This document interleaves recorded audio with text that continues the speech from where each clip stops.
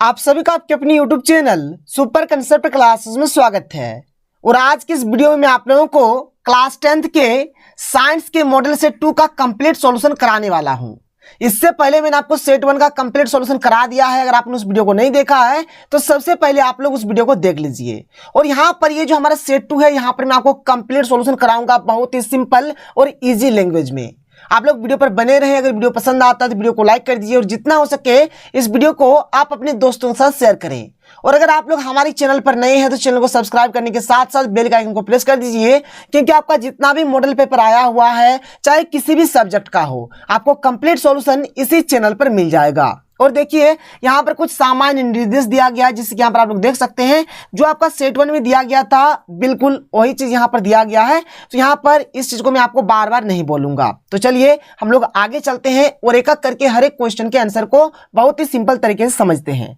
तो हमारे पास जो सबसे पहला जो क्वेश्चन है, देख लीजिए क्वेश्चन नंबर 1 क्या है कि विद्युत धारा का एसआई मात्रक लिखिए। तो विद्युत धारा का जो एसआई मात्रक होता है क्या होता है? एम्पियर होता है, जिसको हम लोग ए से सूचित करते हैं। और आप लोग कुछ इसी प्रकार से लिखिएगा। देखिए जैसे कि यहाँ पर यहां से लेकर यहां तक एक प्रश्न हो गया, तो यहां पर मैंने एक आंसर लिख दिया। फिर आगे देखिए क्या है कि किसी चालक में विद्युत धारा मापने के लिए किस उपकरण का प्रयोग किया जाता है। देखिए यहाँ पर धारा मापना है, तो धारा मापने का जो उपकरण होता है उसका नाम है धारामापी यानी कि एमीटर। तो आपको कुछ इसी प्रकार से लिखना है। यहाँ पर देखिए यहां से लेकर यहां तक एक क्वेश्चन है और यहां से लेकर ये वाला हमारा एक क्वेश्चन हो गया। तो ऊपर में एक का आंसर, नीचे में दूसरे का आंसर, इसी प्रकार से लिखेंगे तो आपको अच्छा नंबर मिलेगा। यहां पर इस क्वेश्चन में आपको 2 नंबर दिया जाएगा। और ये जो सेक्शन ए है, यहां से मात्र आपको 5 ही क्वेश्चन का आंसर देना है, लेकिन यहां पर मैं आपको हर एक क्वेश्चन का आंसर बताऊंगा। तो देखिए आगे हमारा जो है क्वेश्चन नंबर 2 क्या है, देख लीजिए। क्वेश्चन नंबर 2 है कि प्रतिरोध की एसआई मात्रक लिखें। तो प्रतिरोध का जो एसआई मात्रक होता है क्या होता है? ओम होता है। ओम को आप ऐसे लिख सकते हैं या फिर OHM भी लिख सकते हैं। किसी तार का प्रतिरोध उसकी लंबाई पर निर्भर करता है, हाँ या नहीं। देखिए जो तार का प्रतिरोध है, यहां पर आप लिख सकते हैं, यहां पर आप लिख दीजिएगा कि जो तार का प्रतिरोध है, तार का प्रतिरोध जो होता है ना, तार का प्रतिरोध वह लंबाई पर निर्भर करता है। तार का प्रतिरोध, ठीक है, उसकी लंबाई पर निर्भर करता है, उसकी लंबाई पर निर्भर करता है। इस बात को आप याद रखिएगा, निर्भर करता है। क्लियर हो गया?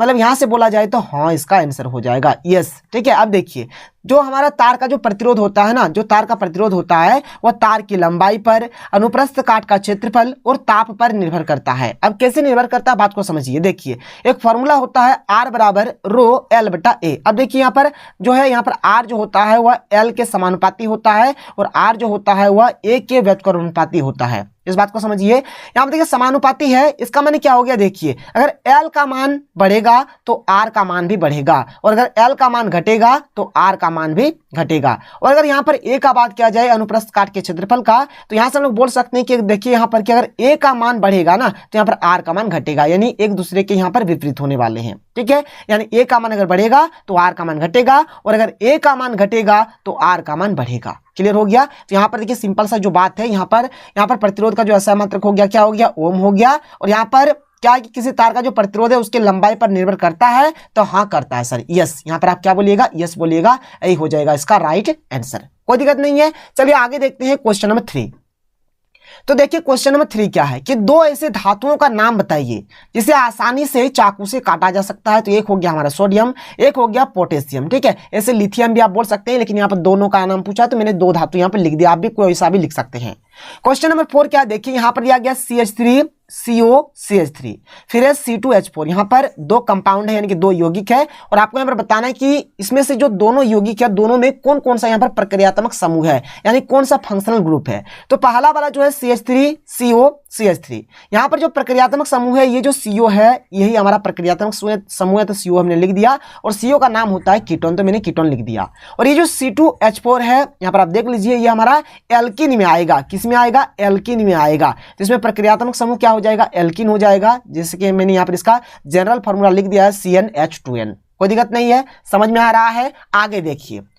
तो चलिए आगे देखते हैं क्वेश्चन नंबर 5। तो देखिए यहाँ पर क्वेश्चन नंबर 5 क्या है कि जीवाश्म क्या है। देखिए जीवाश्म का मतलब क्या होता है कि पृथ्वी पर किसी समय जीवित रहने वाले अति प्राचीन सजीवों के परिलक्षित अवशेषों या उनके द्वारा चट्टानों में छोड़ी गई छापों को जो पृथ्वी की सतहों या चट्टानों की परतों में सुरक्षित पाए जाते हैं उन्हें जीवाश्म कहते हैं। जिसका आप लोगों को पता होगा कि पहले के टाइम में डायनासोर होता था, तो डायनासोर का जो भी मतलब छाप मिला, चाहे किसी चट्टानों में मिला, किसी पत्थरों में मिला या फिर पृथ्वी की जो भी सतह में मिला है ना, तो यही सब चीज को जैसे कि यहाँ पर जैसे कि बोला जा रहा है कि जैसे पृथ्वी की सतहों या चट्टानों की परतों में सुरक्षित पाए जाते हैं उन्हें क्या बोला जाता है, उन्हें जीवाश्म बोला जाता है। जिसको आप लोग नोट डाउन कर लीजिए। आगे चलते हैं, आगे देखते हैं क्वेश्चन नंबर 6। तो क्वेश्चन नंबर 6 है कि वंशानुगत लक्षण से आप क्या समझते हैं। देखिए वंशानुगत जो लक्षण होता है, एक होता है प्रभावी लक्षण और एक होता है अप्रभावी लक्षण। प्रभावी लक्षण मतलब क्या हो गया कि माता पिता के वे वंशानुगत लक्षण जो संतान में दिखाई देते हैं प्रभावी लक्षण कहलाते हैं। देखिए जैसे कि ये हो गया हमारा माता, ये हो गया हमारा पिता और इनका जो संतान होगा, ठीक है, तो इन लोगों का मतलब ये माता पिता का जो भी वंशानुगत जो लक्षण है, ठीक है, या फिर जो गुण है अगर संतानों में दिखता है तो ये हो गया आपका प्रभावी लक्षण। और अगर मान के चले संतानों में दिखता नहीं है, अगर वो छिपा हुआ रहता है तो उसको बोलेंगे अप्रभावी लक्षण। जैसे यहाँ पर आप देख सकते हैं मेंडल ने एक प्रयोग किया था मटर के पौधे पर, तो मेंडल के प्रयोग में लंबा पौधा का जो टी लक्षण, ठीक है, वह प्रभावी लक्षण है। ठीक है, वह क्या प्रभावी लक्षण है जो अगली पीढ़ी F1 में भी दिखाई देती है। यहाँ पर प्रभावी आप इस प्रकार से लिख दीजिएगा, ठीक है, इस प्रकार से आप करिएगा जो प्रभावी हो गया। एक होता है अप्रभावी लक्षण, यानी माता पिता से आए हुए वंशानुगत लक्षण जो संतान में छिपे रहते हैं अप्रभावी लक्षण कहलाते हैं। अगर दिखाई देगा तो प्रभावी, अगर छिपा हुआ रहेगा तो अप्रभावी। आगे देखिए क्वेश्चन नंबर 7 क्या है। तो क्वेश्चन नंबर 7 है कि एक खाद्य श्रृंखला का उदाहरण दें। यहां पर आप या तो इसको लिख सकते हैं या फिर इसको लिख सकते हैं या फिर इसको लिख सकते हैं या फिर इसको लिख सकते हैं। कोई भी आप एक लिख दीजिए, आपको हर एक चीज को नहीं लिखना है, मात्र आपको एक लिखना है। यहां पर मैं आपको थोड़ा समझा देता हूं। देखिए जैसे कि हमारा सूर्य हो गया, ये हमारा घास हो गया जो हमारा उत्पादक हुआ। अब देखिए घास को कौन खाता है, तो ग्रास हॉपर। कौन खाता है, ग्रास हॉपर। आप बोलेंगे सर ग्रास हॉपर क्या होता है। देखिए मैंने एक सुंदर सा चित्र ले लिया है, ये जो होता है टिड्डा जिसको बोला जाता है टिड्डा, ठीक है, ये है हमारा ग्रास हॉपर। देख लीजिए इस चित्र को तो आप लोग पहचानते ही होंगे, ठीक है।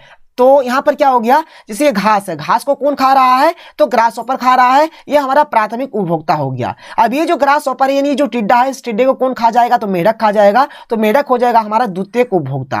अब ये जो मेढक है, मेढक को कौन खाता है, तो सांप खा जाएगा, तो ये जो सर्प है, ये सर्प हो गया हमारा तृतीयक उपभोक्ता। अब ये जो सर्प है यानी ये जो सांप है, सांप को कौन खा जाएगा, तो बाज पक्षी खा जाएगा, ठीक है। तो ये जो बाज हो जाएगा ये हमारा चतुर्थी उपभोक्ता हो जाएगा। और कुछ इसी प्रकार से आप लोगों को बनाना है। देख लीजिए बहुत ही सिंपल है, जैसे कि घास को खा रहा है ग्रास हॉपर खा रहा है मेढक, मेढक को खा रहा है सर्प, सर्प को खा रहा है गीद बोलिए, बाज बोलिए, ठीक है। तो इस प्रकार से होता है, ये हुआ हमारे खाद्य श्रृंखला यानी कि फूड चेन जिसको हम लोग बोलेंगे।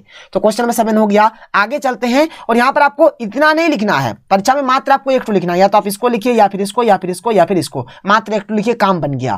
क्वेश्चन नंबर 8 देखिए। क्वेश्चन नंबर 8 यहां पर है, ये हमारा सेक्शन बी है और किन्हीं 5 प्रश्नों के उत्तर दीजिए। मात्र आपको 5 ही प्रश्न का यहां पर आंसर देना है। क्वेश्चन नंबर 8 है कि ओम का नियम बताएं। तो चलिए सबसे पहले ओम का नियम हम लोग लिख लेते हैं, ठीक है। तो किसी चालक के 2 सिरों के बीच उत्पन्न विभवांतर जो हमारा भी होगा, उस चालक से होकर प्रवाहित होने वाली विद्युत धारा I के समानुपाती होती है। बात क्लियर हुआ। देखिए जो विभवांतर भी होगा वह I के समानुपाती होगा। अब देखिए यहां पर समानुपाती माने हो गया, जैसे भी क्या होगा वह I के समानुपाती होगा। इसका माने क्या हो गया कि अगर I का मान अगर बढ़ेगा तो भी का भी मान बढ़ेगा, अगर I का मान घटेगा तो भी का भी मान घटेगा। तो ये तो ओम का नियम हो गया। अब देखिए इस नियम के आधार पर विभवांतर तथा विद्युत धारा में संबंध लिखिए। देखिए संबंध क्या है, तो भी समानुपाती होता है I का, तो भी बराबर RI लिख सकते हैं और यही होता है हमारा इनका संबंध यानी कि रिलेशन, ठीक है। ये हो गया हमारा संबंध, ये क्या हो गया, संबंध हो गया। तो 2 चीज का यहां पर मैंने आंसर बता दिया। एक तो ओम का नियम हमने लिख दिया यहां से लेकर यहां तक, जो संबंध है तो संबंध भी मैंने यहां पर लिख दिया। आप चाहे तो यहां पर लिख सकते हैं कि भी तथा I के बीच संबंध, आप यहां लिख दीजिएगा, ठीक है, भी तथा I के बीच संबंध, ठीक है। इन दोनों के बीच का जो संबंध है क्या है, तो ये संबंध है हमारा भी बराबर RI, भी बराबर RI, ये इन दोनों के बीच का रिलेशन है। कोई प्रॉब्लम नहीं होना चाहिए, बात को समझ लीजिए। तो ओम का नियम मैंने लिख दिया, इन दोनों के बीच का जो रिलेशन है, रिलेशन भी मैंने आपको बता दिया। अब हमारा यहीं पर क्वेश्चन में दिया गया कि प्रतिरोध को परिभाषित करें। देखिए यहाँ पर ये जो R होता है ना, इसी R को हम लोग प्रतिरोध बोलते हैं। और ये जो R होता है, जब ये वाला जो है ना, ये वाला जब हटता है और बराबर आता है तो यहाँ पर कांस्टेंट आता है जिसको बोला जाता है समानुपाती नियतांक, यानी कि समानुपाती कांस्टेंट जिसको बोलेंगे, तो यही होता है हमारा R। अब देखिए यहाँ पर प्रतिरोध को परिभाषित करना, थोड़ा अच्छे ढंग से परिभाषित कर देते हैं ताकि परीक्षा में नंबर मिले, ठीक है। देखिए चालक की वह गुण जिसके कारण वह अपने से प्रवाहित होने वाली विद्युत धारा का विरोध करती है उसे प्रतिरोध कहते हैं। देखिए, प्रतिरोध नाम ही है विरोध, मतलब ये क्या करेगा, धारा का विरोध करेगा। आप प्रतिरोध के डेफिनेशन को ऐसे भी बोल सकते हैं कि धारा प्रवाह में जो अवरोध उत्पन्न होता है उसे प्रतिरोध कहते हैं। आप या तो इस डेफिनेशन को लिखिए या फिर आप इस डेफिनेशन को लिखिए। प्रतिरोध को हम लोग आर से सूचित करते हैं और इसका ऐसा मतलब ओम होता है, जो कि हम लोग इस प्रकार से लिखते हैं, ये होता है ओम। क्लियर हो गया, बात समझ में आ गया। आगे देखिए, एक्चुअल में अगर यहां पर देखा जाए ना, जैसे यहां पर देखिए, यहां पर जैसे यहां से यहां तक आपको 1 नंबर दिया जाएगा, यहां से यहां तक 1 नंबर मिलेगा। यहां से लेकर अगर आप लोग यहां तक करेंगे तो यहां से आपको 1 नंबर दिया जाएगा और यहां से आपको 1 नंबर दिया जाएगा। इस प्रकार से स्टेप मार्किंग होने वाला है। बात क्लियर हुआ, कोई प्रॉब्लम नहीं है। आगे देख लेते हैं क्वेश्चन नंबर 9। तो क्वेश्चन नंबर 9 है कि चुंबकीय क्षेत्र रेखाएं क्या है। यहां से यहां तक जो एक क्वेश्चन है, सबसे पहले इसको डिस्कस कर लेते हैं। देखिए, किसी भी चुंबक के चारों ओर का हुआ क्षेत्र जिससे चुंबकीय प्रभाव का अनुभव किया जा सकता है, उस क्षेत्र को उस चुंबक का चुंबकीय क्षेत्र कहते हैं। बहुत ही सिंपल है, ठीक है। यहां पर एक अनुस्वर दे दीजिएगा। क्लियर हो गया। और इसी प्रकार से यहां पर आप एक इस चित्र को बना दीजिएगा, देख लीजिए, जैसा आप लोग कॉपी में नोट डाउन कर लीजिएगा। और चुंबकीय क्षेत्र रेखाओं के कोई 2 गुण लिखिए। 2 गुण से यहां पर आपको 2 नंबर दिया जाएगा और यहां पर से आपको 1 नंबर दिया जाएगा। 2 गुण देखिए, मैंने लिख दिया कि ध्रुवों के पास चुंबकीय क्षेत्र रेखाएं अधिक प्रबल होती है। जैसे ये 12, जैसे एस हो गया, ये एन हो गया, तो इस जगह पे जो होता है ना, आप देख लीजिए कितना सटा सटा है, मतलब यहाँ पर जो चुंबकीय क्षेत्र रेखाएं जो होती है ना, वहां पर ये प्रबल होती है, स्ट्रांग होती है। फिर क्या है कि जब क्षेत्र रेखाएं अधिक निकट होती है तो यह एक मजबूत चुंबकीय क्षेत्र को इंगित करती है। जहां पर मतलब अधिक मात्रा में रेखा रहेगा, चुंबकीय क्षेत्र रेखा रहेगा, तो वह एक स्ट्रांग चुंबकीय क्षेत्र होगा, जो कि यहाँ पर दिया गया है साफ साफ। आप ऐसे बहुत सारे इसके मतलब गुण होते हैं, प्रॉपर्टीज होते हैं, आप कुछ भी लिख सकते हैं, लेकिन यहाँ पर 2 बोला गया तो मैंने आपको 2 बता दिया। आगे देखिए, क्वेश्चन नंबर 10 क्या है। क्वेश्चन नंबर 10 है कि संक्षारण किसे कहते हैं। देखिए, संक्षारण, जब कोई धातु को खुले वायु में रखा जाता है तो नमी, आर्द्रता, अम्ल आदि के साथ अभिक्रिया कर संक्षारित हो जाती है। इस प्रक्रिया को हम लोग संक्षारण कहते हैं। जैसे लोहे में जंग लगना, तांबे के ऊपर हरा परत चढ़ना, चांदी के ऊपर काला परत चढ़ना। इसकी सुरक्षा के उपाय बताएं तो यहाँ पर मैंने 2 बता दिया, एक पेंट करके, एक जस्तीकरण करके, ठीक है। ये जस्तीकरण नहीं है, जस्ती लिखिएगा, जस्ती, ठीक है, जस्तीकरण, ऐसे जस्तीकरण, ठीक है, ऐसे आपको लिखना है। ये हो गया हमारा जस्तीकरण करके। तो जस्तीकरण, जिसको हम लोग यशोदलेपन भी बोलते हैं। आगे देखिए, क्वेश्चन नंबर 11 क्या है। क्वेश्चन नंबर 11 कि संतृप्त और असंतृप्त हाइड्रोकार्बन में अंतर स्पष्ट करें। तो देखिए, एक साइड में मैंने संतृप्त हाइड्रोकार्बन लिखा, एक साइड में असंतृप्त हाइड्रोकार्बन लिखा। संतृप्त हाइड्रोकार्बन में क्या होता है, एकल बंध होता है, और असंतृप्त हाइड्रोकार्बन में क्या होता है, या तो द्विबंध होगा यानी कि डबल बॉन्ड होगा, या फिर त्रिबंध होगा यानी कि ट्रिपल बॉन्ड होगा। बात क्लियर हो गया, समझ लीजिए। जो संतृप्त हाइड्रोकार्बन है ना, उसमें हमारा एकल बंध होगा, जिसको हम लोग बोलेंगे सिंगल बॉन्ड होगा। और जो असंतृप्त हाइड्रोकार्बन होगा, इसमें या तो हमारा द्विबंध होगा या फिर त्रिबंध होगा। इसका एग्जांपल हो गया एल्केन और इसका एग्जांपल हो गया एल्किन और एल्काइन। आप चाहे तो यहां पर और एक एग्जांपल लिख लीजिए। जैसे यहाँ पर हम लिख देते हैं इस प्रकार से, एक एग्जांपल लिख लेते हैं। इसमें क्या होगा, हर जगह पर क्या होता है हमारा, यहाँ पर हर जगह पर आपको एकल बंध ही देखने को मिलेगा, सिंगल बॉन्ड ही देखने को मिलेगा। और यहाँ पर क्या होगा सर, आपको यहाँ पर द्विबंध भी देखने को मिलेगा और यहाँ पर आपको त्रिबंध भी देखने को मिलेगा। इस बात का आप लोग ध्यान रखिएगा। तो ये हो गया हमारा, आप इसी प्रकार से लिख दीजिएगा। ये जो मैंने लिखा ये सब भी आप लोग नोट डाउन कर लीजिएगा, क्योंकि 3 नंबर दिया जाएगा, तो ऐसे लिखिएगा तो अच्छे तरीके से आपको नंबर मिलेगा। क्लियर हो गया, बात समझ में आ रहा है। आगे देखिए क्वेश्चन नंबर 12। तो अब हम लोग यहाँ पर क्वेश्चन नंबर 12 देख लेते हैं कि जैव आवर्धन क्या है। मतलब जैव आवर्धन किसको बोलते हैं आपको बताना है। देखिए, जैव आवर्धन क्या होता है कि आहार श्रृंखला में जीव एक दूसरे का भक्षण करते हैं। जो आहार श्रृंखला होता है उसमें क्या होता है कि एक जीव दूसरे जीव को खा जाते हैं। इस प्रक्रम में कुछ हानिकारक रासायनिक पदार्थ आहार श्रृंखला के माध्यम से एक जीव से दूसरे जीव में स्थानांतरित हो जाते हैं।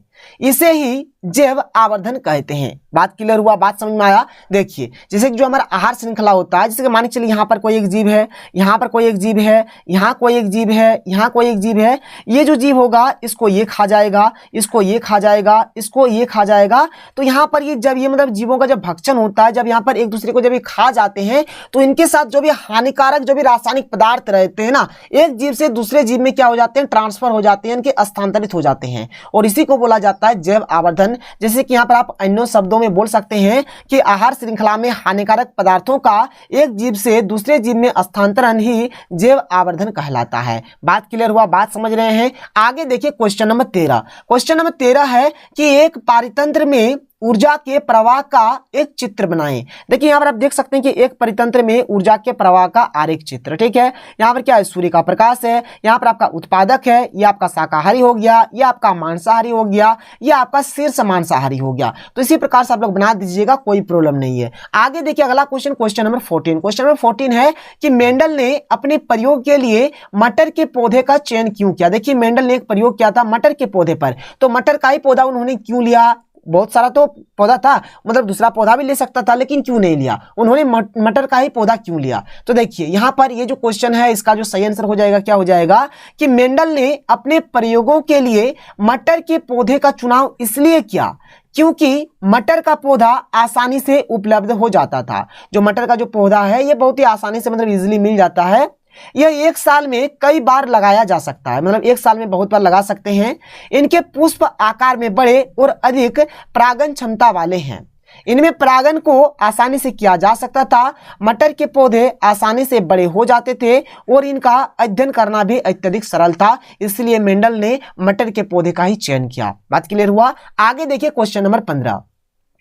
क्वेश्चन नंबर 15 और यहां से हमारा सेक्शन सी स्टार्ट हो जाता है और यहां पर मतलब यहां पर 3 क्वेश्चन का आंसर देना है और हर एक क्वेश्चन यहां पर 5 अंक वाला है और यहां पर कुल मिलाकर आपको 4 प्रश्न ही मिलेंगे, ठीक है। तो देखिए यहां पर क्वेश्चन नंबर 15 क्या है, और ये जो क्वेश्चन नंबर 15 यहां पर दिया गया है जो सेट 1 में था वहां पर श्रेणी क्रम में था, जो कि यहां पर हमारा पार्श्व क्रम में है। मतलब यहां पर R1 R2 R3 यहां पर हमारे पास 3 प्रतिरोध है, इसको पार्श्व क्रम में जुड़ा गया है और बताना है कि इसका जो समतुल्य प्रतिरोध होगा एक्चुअल में हमें यहां पर प्रूव करना है कि 1 जो R होगा यह हो जाएगा 1/R1 जोड़ 1/R2 जोड़ 1/R3। ये चीज हमें यहाँ पर प्रूव करना है। यहाँ पर 1/R की जगह पे आप यहाँ पर RP भी लिख सकते हैं क्योंकि पैरेलल में जुड़ा गया है, ठीक है। तो आप इसको P भी यहाँ पर लिख सकते हैं।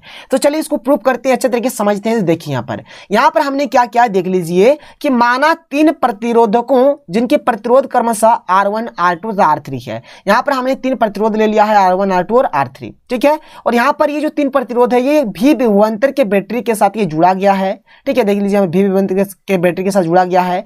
ये R1 हो गया, R2 हो गया, R3 हो गया। श्रेणी क्रम में जुड़ा जो रहता है ना, एक के नीचे एक रहता है। तो R1 के नीचे R2 है, R2 के नीचे R3 है। क्लियर हो गया। यहाँ पर हमने एक स्विच के लिया है, इस प्रकार से यहाँ से I धारा प्रवाहित हो रही है। यहाँ पर A मीटर है, ठीक है। अब देखिए ये जो I धारा है ना, ये जो I धारा है मतलब ये 3 पार्ट में डिवाइड हो जा रहा है। देखिए ये I यहाँ तक तो I ही आया। अब इधर वाला जो चल गया इसका नाम हमने दे दिया I1, इधर जो चल गया इसका नाम हमने दे दिया I2 और इधर जो आ गया इसका नाम हमने दे दिया I3। मतलब ये जो I था ये 3 में बट गया, यानी I बराबर हमारा हो गया I1 जोड़ I2 जोड़ I3, जैसे कि हमने यहाँ पर लिख दिया है। क्लियर हो गया। माना परिपथ की कुल प्रतिरोध RP, यानी पैरेलल में जोड़ा गया इसलिए RP हमने इस प्रकार से लिख दिया, इसका कुल प्रतिरोध। आप RP लिखिए, R लिखिए, कोई मतलब नहीं है। माना परिपथ में प्रवाहित होने वाली धारा I है जो 3 प्रतिरोधकों जैसे कि R1 R2 R3 में क्रमशः विभाजित होकर I1 I2 और I3 में बट जाता है। और यहाँ पर I बराबर I1 plus I2 plus I3 हो गया। क्लियर हो गया। अब देखिए ओम का नियम से हम लोग जानते हैं कि V बराबर क्या होता है, V बराबर होता है RI होता है। तो यहां से अगर हम लोग I फाइंड करेंगे तो I बराबर हो जाएगा हमारा V/R, ठीक है। और यहां पर हमने कुल प्रतिरोध के लिए क्या माना है, कुल प्रतिरोध के लिए माना है RP। तो नीचे हम लोग क्या लिखेंगे, यहां पर R की जगह पे आप लोग P लिख दीजिए। तो यहां पर I बराबर V/RP हो गया। बात को समझ लीजिए, कोई प्रॉब्लम नहीं होना चाहिए। तो V बराबर क्या, यहां पर I बराबर क्या हो गया, V/RP। I बराबर हो गया V/RP। आगे देखिए यहां पर जैसे कि हमारा क्या है, I बराबर क्या है, V/R है। तो यहां पर I1 के लिए क्या हो जाएगा, यहां पर कुछ मत करिए, I की जगह पे I1 और R की जगह पे R1। ये I1 के लिए हो गया। I2 के लिए क्या हो जाएगा, तो I2 के लिए हो गया, यहाँ पर देखिए यहाँ पर 2 के लिए अगर देखा जाए तो I का यहाँ पर 2 और R की जगह पे 2, तो I2 बराबर V/R2।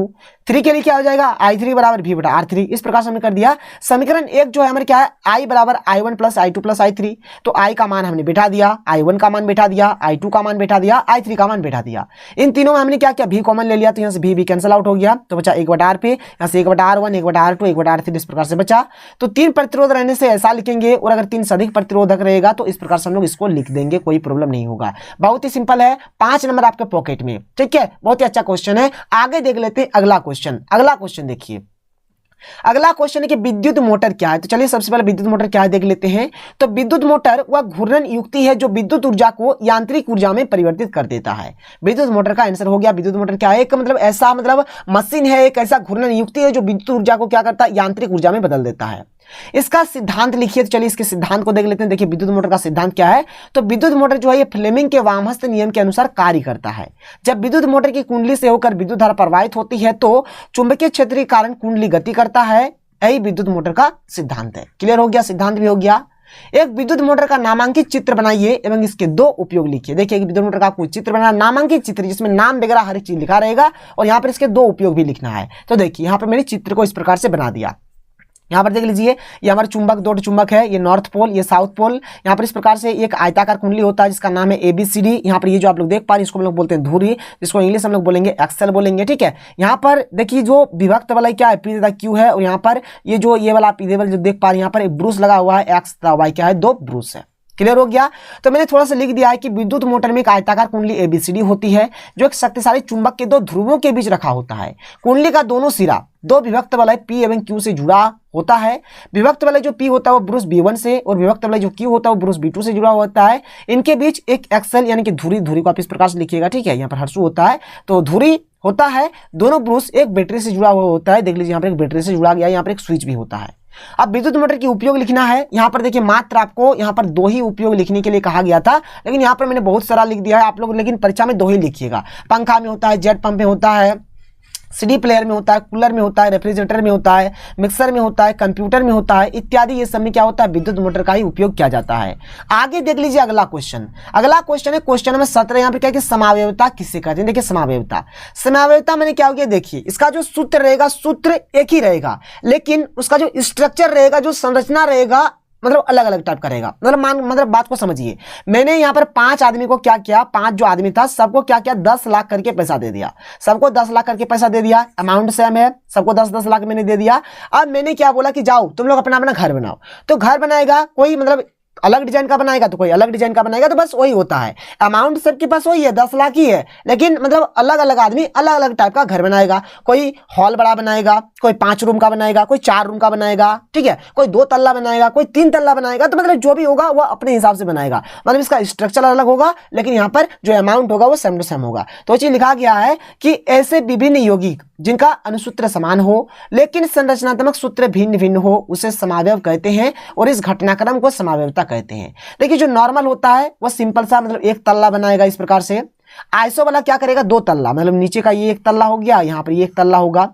नियो वाला क्या करेगा, यहाँ पर 1 तल्ला, वो बोलेगा अरे ऊपर में तो बन रहा है, नीचे भी 1 तल्ला बना दो। तो इस प्रकार से बनाएगा। ठीक है, नियो वाला। तो एक होता है नॉर्मल, एक होता है आइसो, एक होता है नियो। यहाँ पर हमें क्या बोला कि पेंटेन का जितना भी समावयव बनेगा आपको हर एक को यहाँ पर लिखना है। तो चलिए लिखते हैं। देखिए पेंटेन का समावयवता, पेंटेन का सूत्र होता है C5H12। जो नॉर्मल पेंटेन होगा जिसको हम लोग एन पेंटेन बोलते हैं, यहाँ पर सिंपल सा, यहाँ पर C लिखेंगे हम लोग, यहाँ पर 5 ठो, और H हम लोग इसके ऊपर में 12 ठो लगा देंगे।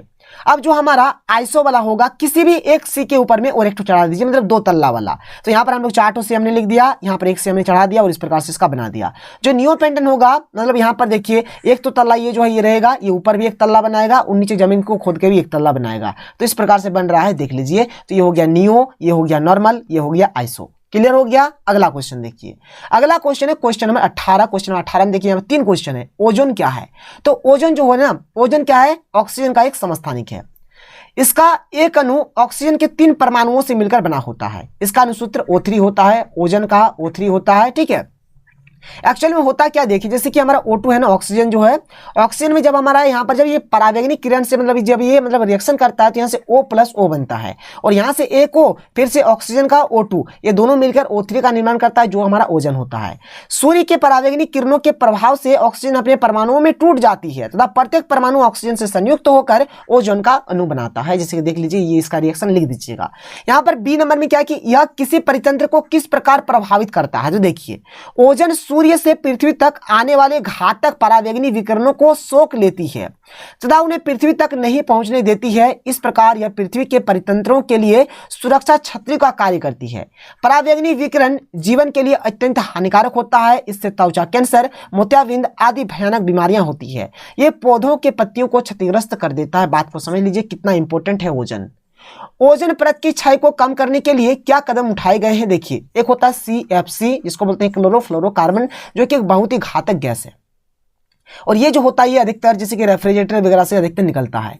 तो ओजोन को मतलब बचाने के लिए तो क्या कदम उठाया गया है? देखिए, ओजोन परत की क्षति को कम करने के उपाय, एरोसोल तथा क्लोरोफ्लोरोकार्बन यानी कि CFC यौगिक का कम से कम उपयोग करना, सुपरसोनिक विमानों का कम से कम उपयोग करना, संसार में नाभिकीय विस्फोटों पर नियंत्रण करना, ये सब चीज कोई दिक्कत नहीं है। 18 नंबर हो गया। 19 नंबर देख लीजिए जो कि हमारा लास्ट है। क्या है? देखिए, मानव में बच्चों का लिंग निर्धारण कैसे होता है? तो पहले बात जान लीजिए कि लिंग निर्धारण क्या होता है। तो किसी शिशु के जन्म से पूर्व उसके नर अथवा मादा होने की भविष्यवाणी करना लिंग निर्धारण कहलाता है। देखिए, एक्चुअल में लिंग निर्धारण किस प्रकार से होता है? देखिए, पिता का जो गुणसूत्र होता है XY होता है और माता का गुणसूत्र होता है XX। और यहाँ पर जो मतलब लिंग निर्धारण का जो काम करता है पिता का ही गुणसूत्र होता है। देखिए, एक्चुअल में किस प्रकार से क्या होगा बात समझिए। अगर पिता पक्ष से X मिले, पिता पक्ष से अगर X मिले तो यहाँ पर क्या बनेगा? यहाँ से देखिए, पिता पक्ष से अगर X मिलता है तो यहाँ से X और X मिलके XX बनेगा। ठीक है, यहाँ से अगर पिता पक्ष से X यहाँ पर है और ये भी हमारा X है तो यहाँ से भी हमारा क्या होगा? इस प्रकार से यहाँ पर भी हमारा XX ही बनेगा, यानी XX, यहाँ पर भी XX, यानी लड़की जन्म लेगी। क्या जन्म लेगी? यहाँ पर लड़की। और यहाँ पर देखिए, पिता पक्ष से जब Y गुणसूत्र मिलेगा, यहाँ पर मैं कलर चेंज करके आपको समझा रहा हूँ। देखिए, जब पिता पक्ष से Y मिलेगा तो यहाँ से क्या होगा? ये और ये मिलके क्या बनेगा? XY बनेगा। ठीक है, थोड़ा इसको अच्छे तरीके से लिखिए। ठीक है, थोड़ा अच्छे से लिखिए। यहाँ पर ये Y और ये X मिलके XY बना देगा, XY बना देगा, और यहाँ से ये और इसके साथ भी मिलकर क्या बनाएगा? XY मिलेगा। तो इस केस में क्या होता है? लड़का का जन्म होता है। बात क्लियर हो गया? वही चीज यहाँ पे लिखा गया है कि पिता में XY और माता में XX गुणसूत्र होते हैं। इसमें पिता द्वारा दिया गया Y गुणसूत्र बच्चे का लिंग निर्धारण करता है। जब पिता पक्ष से X गुणसूत्र सम्मिलित होता है तो लड़की जन्म लेती है, और जब पिता पक्ष से Y गुणसूत्र सम्मिलित होता है तब लड़का जन्म लेता है। और यही हो गया हमारा लिंग निर्धारण। और यहाँ पर मैंने आपको कंप्लीट हर एक क्वेश्चन का आंसर बहुत ही सिंपल तरीके से और इजी लैंग्वेज में बता दिया। अगर आपको वीडियो पसंद आया तो वीडियो को लाइक करिए, और आप लोग देखिए यहाँ पर जो भी मॉडल पेपर आया है कंप्लीट सोल्यूशन बहुत ही जल्द कराया जाएगा। तो मिलते हैं अगले वीडियो में। थैंक यू, जय हिंद।